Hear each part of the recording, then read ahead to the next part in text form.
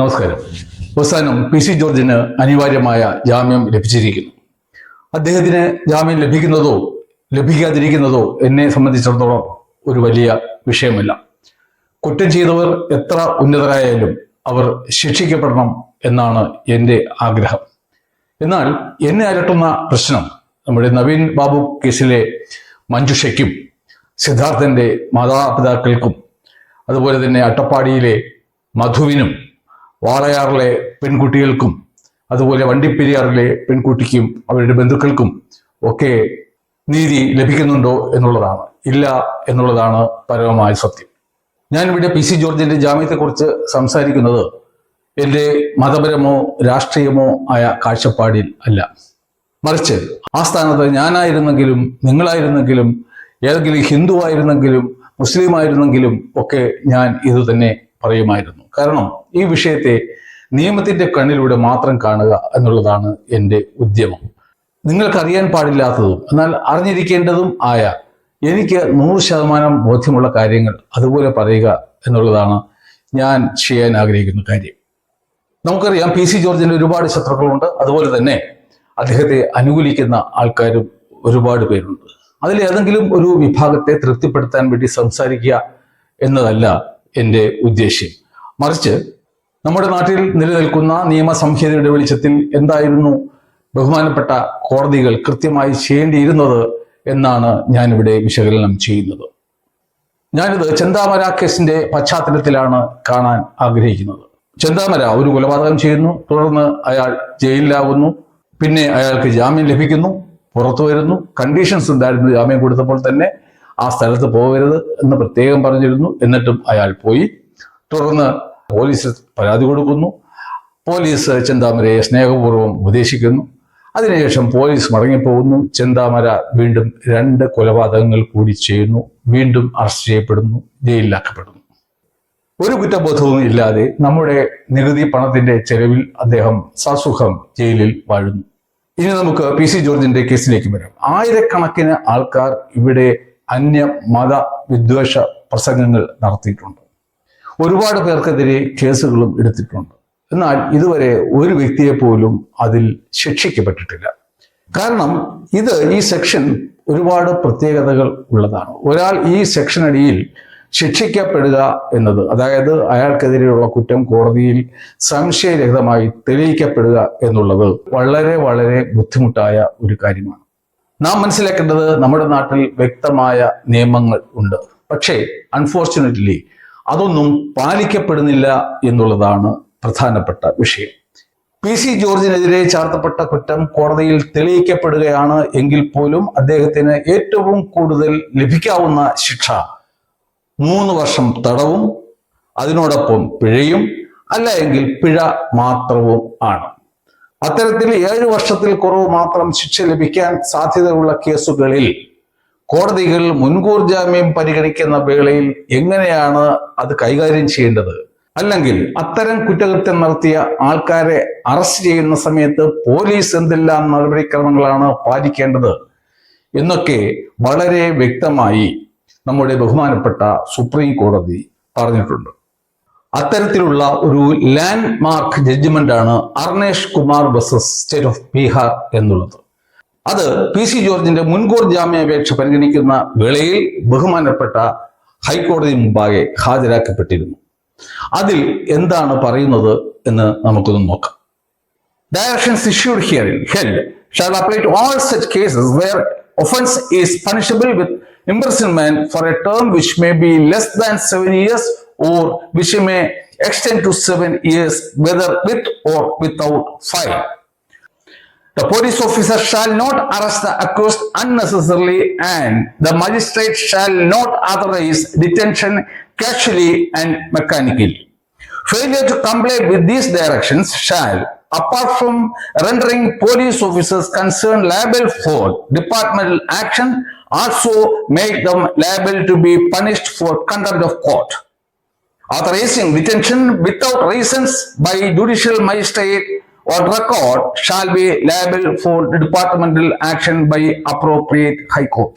അപ്പോൾ ബഹുമാനപ്പെട്ട സുപ്രീം കോടതി എന്താണ് പറഞ്ഞിട്ടുള്ളത് എന്ന് വെച്ച് കഴിഞ്ഞാൽ 7 വർഷത്തിൽ കുറവ് ശിക്ഷ ലഭിക്കുന്ന കേസുകളിൽ ഒരു പോലീസ് ഉദ്യോഗസ്ഥൻ ഏതെല്ലാം നടപടിക്രമങ്ങൾ പാലിച്ചായിരിക്കണം ഒരാളെ അറസ്റ്റ് ചെയ്യേണ്ടത് എന്നും അങ്ങനെ അറസ്റ്റ് ചെയ്യപ്പെടുന്ന വേളയിലോ അല്ലെങ്കിൽ മുൻകൂർ ജാമ്യാപേക്ഷ പരിഗണിക്കുന്ന വേളയിലോ കോടതികൾ എന്തൊക്കെ കാര്യങ്ങളാണ് പരിഗണനയിൽ എടുക്കേണ്ടതെന്നും ആണ് ബഹുമാനപ്പെട്ട സുപ്രീം കോടതി പറഞ്ഞിട്ടുള്ളത്. നമുക്കറിയാം, ഭരണഘടനയുടെ ആർട്ടിക്കിൾ 142 പ്രകാരം സുപ്രീം കോടതി പുറപ്പെടുവിക്കുന്ന എല്ലാ ഉത്തരവുകളും താഴെ ഉള്ള കോടതികൾ അക്ഷരം പ്രതി അനുസരിച്ചിരിക്കണം. അപ്പോൾ ഈ PC ജോർജിന്റെ മുൻകൂർ ജാമ്യാപേക്ഷ ബഹുമാനപ്പെട്ട കേരള ഹൈക്കോടതി പരിഗണിക്കുന്ന വേളയിൽ ഈ പറയുന്ന കാര്യങ്ങളൊന്നും ബഹുമാനപ്പെട്ട കേരള ഹൈക്കോടതിയുടെ ശ്രദ്ധയിൽപ്പെട്ടില്ല. അതിന്റെ 22ാം ഖണ്ഡികയിൽ കേരള ഹൈക്കോടതി ഇത് പറഞ്ഞതിന് ശേഷം പറയുന്നത്, എന്നിരുന്നാലും സീരിയസ് കേസിൽ ഒരാളെ അറസ്റ്റ് ചെയ്യാൻ പാടില്ല എന്ന് സുപ്രീം കോടതി പറഞ്ഞിട്ടില്ല എന്നാണ്. അതായത് സുപ്രീം കോടതി പറഞ്ഞിട്ടുള്ള കാര്യങ്ങൾ ഓവർലുക്ക് ചെയ്തുകൊണ്ട് സുപ്രീം കോടതി പറയാത്ത കാര്യത്തെ പിടിച്ചിട്ടാണ് അദ്ദേഹത്തിന് മുൻകൂർ ജാമ്യം നിഷേധിച്ചത്. തുടർന്ന് PC ജോർജിനെ കസ്റ്റഡിയിലെടുത്ത് ചോദ്യം ചെയ്യേണ്ട ആവശ്യം ഈ കേസിൽ ഉദിക്കുന്നില്ല എന്നും ബഹുമാനപ്പെട്ട കേരള ഹൈക്കോടതി പറയുകയുണ്ടായി. സുപ്രീം കോടതിയുടെ മേൽപ്പറഞ്ഞ അർണേഷ് കുമാർ എന്ന ആ കേസിൽ എന്തൊക്കെ കാര്യങ്ങളാണ് പോലീസ് ഇത്തരം കേസുകളിൽ അറസ്റ്റ് രേഖപ്പെടുത്തുന്ന സമയത്ത് പാലിക്കേണ്ടതെന്ന് വളരെ വ്യക്തമായി പറഞ്ഞിട്ടുണ്ട്.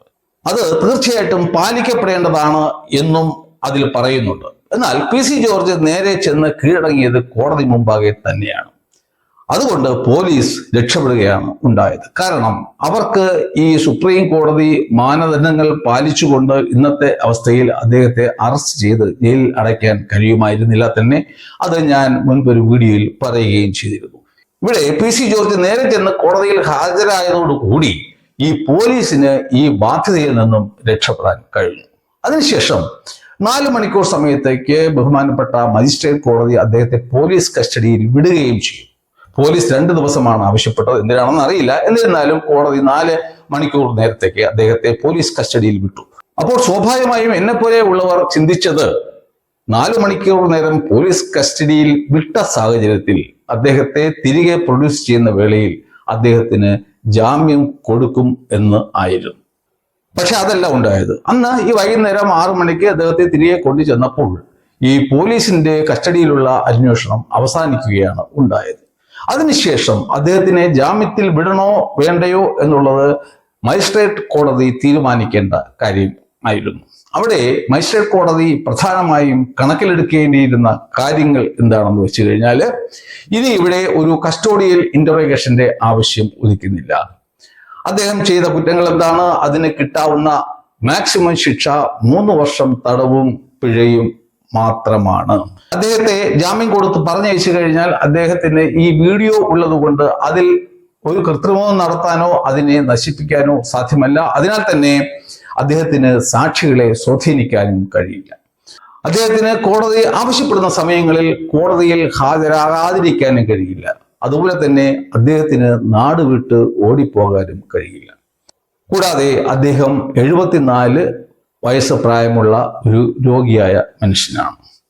അപ്പോൾ ഉദിക്കുന്ന പ്രമാദമായ ഒരു ചോദ്യം എന്ന് പറയുന്നത്, പിന്നെ എന്തിനാണ് അദ്ദേഹത്തെ 14 ദിവസത്തേക്ക് ജുഡീഷ്യൽ റിമാൻഡിൽ അയച്ചതും അതിന്റെ ഭാഗമായി തന്നെ അദ്ദേഹത്തിനെ നേരെ ആശുപത്രിയിലേക്ക് അയച്ചു? അങ്ങനെയാണെങ്കിൽ ഇപ്പോൾ ഈ 5 ദിവസം കഴിഞ്ഞ് അദ്ദേഹത്തിന് ജാമ്യം നൽകിയത് എന്തുകൊണ്ട്? ഒരു പ്രത്യേക പർപ്പസ് മീറ്റ് ചെയ്യാൻ വേണ്ടിയിട്ടായിരുന്നിരിക്കണമല്ലോ അദ്ദേഹത്തെ ജയിലിൽ റിമാൻഡിൽ ആക്കിയത്. ആ ആവശ്യം എന്തായിരുന്നു? ആ ആവശ്യം പരിഹരിക്കപ്പെട്ട് കഴിഞ്ഞു.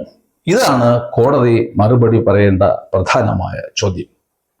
നാം ഇന്ന് കാണുന്ന വിചിത്രമായ ഒരു കാഴ്ച എന്താണെന്ന് വെച്ച് കഴിഞ്ഞാൽ, സെഷൻസ് കോടതികൾക്കും ഹൈക്കോടതികൾക്കും മുൻകൂർ ജാമ്യം അനുവദിക്കാം എങ്കിൽ തന്നെയും മിക്കവാറും എല്ലാ കേസുകളും ഇപ്പൊ സുപ്രീം കോടതിയിൽ ചെന്നാൽ മാത്രമേ ഒരു മുൻകൂർ ജാമ്യം പോലും ലഭിക്കൂ എന്നുള്ള ഒരു അവസ്ഥയിലേക്കാണ് കാര്യങ്ങൾ നീങ്ങിക്കൊണ്ടിരിക്കുന്നത്.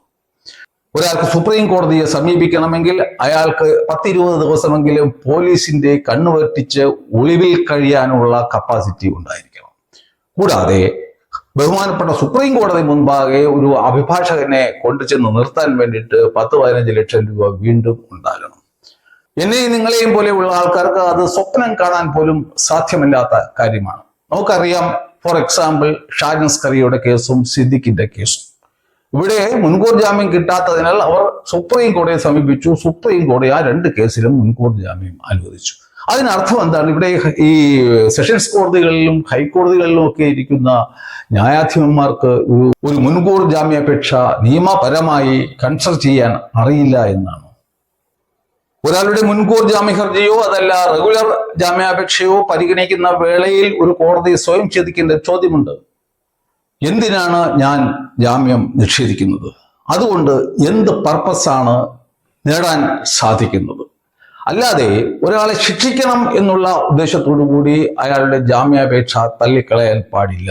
ഒരാളെ ശിക്ഷിക്കണം എന്നുണ്ടെങ്കിൽ വിചാരണ കഴിഞ്ഞ് ഒരാൾ കുറ്റക്കാരനാണെന്ന് കോടതി മുമ്പാകെ തെളിയിക്കപ്പെട്ട് കഴിഞ്ഞാൽ മാത്രമേ അയാളെ ശിക്ഷിക്കാൻ കഴിയൂ.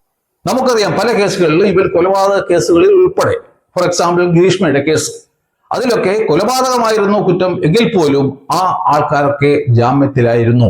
കാരണം എന്താണ്? അവരെ ഒരു കുറ്റക്കാരൻ അല്ലെങ്കിൽ കുറ്റക്കാരി ആണെന്ന് തെളിയുന്നത് വരെ പിടിച്ച് വെറുതെ ജയിലിലിടാൻ പാടില്ല. ഫൈനലി അവർ കുറ്റക്കാരല്ല എന്ന് തെളിയിക്കപ്പെട്ടാൽ അവർ വളരെയധികം വർഷങ്ങൾ വെറുതെയെങ്കിലും ജയിലിൽ കിടന്നതിന് ആർക്കും തന്നെ സമാധാനം പറയാൻ കഴിയില്ല.